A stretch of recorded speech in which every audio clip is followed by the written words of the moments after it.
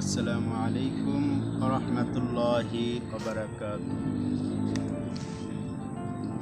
আলহামদুলিল্লাহি ওয়াহদা ওয়াসসালাতু ওয়াসসালামু আলা মান লা নাবিয়্যা বা'দা। আম্মা বা'দু ফাআউযু বিল্লাহি মিনাশ শাইতানির রাজীম। বিসমিল্লাহির রহমানির রহিম।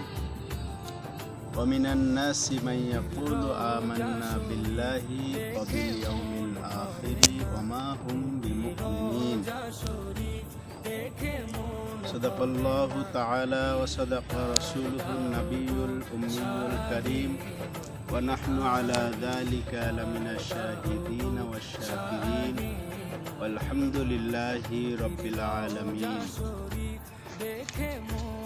সম্মানিত উপস্থিতি, আমাদের বর্তমান পরিস্থিতি এবং কুরআনুল কারিমে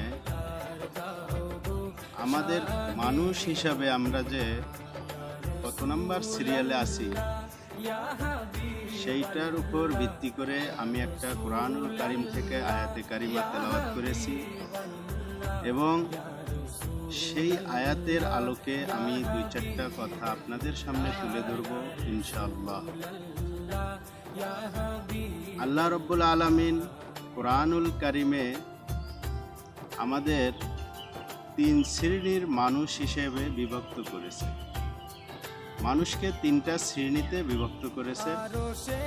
সূরাতুল বাকারায় সেই মানুষের যে তিনটা ধাপ বা তিনটা শ্রেণী, সেই তিন শ্রেণীর মানুষ সম্বন্ধে আল্লাহ রাব্বুল আলামিন উল্লেখ করছে।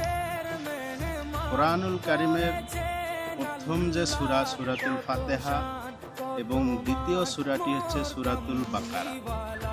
আর সূরাতুল বাকারায় প্রথম 5টি আয়াত আল্লাহ রাব্বুল আলামিন নাজিল করেছেন মুমিনদের সম্পর্কে।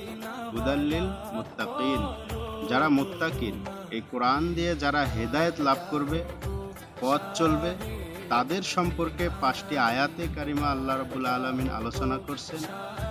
এবং 6 আর 7 এই দুইটি আয়াত আল্লাহ রাব্বুল আলামিন মুমিনদের বিপরীত যে আরেকটা দল আছে, মুমিনের বিপরীত দল কি?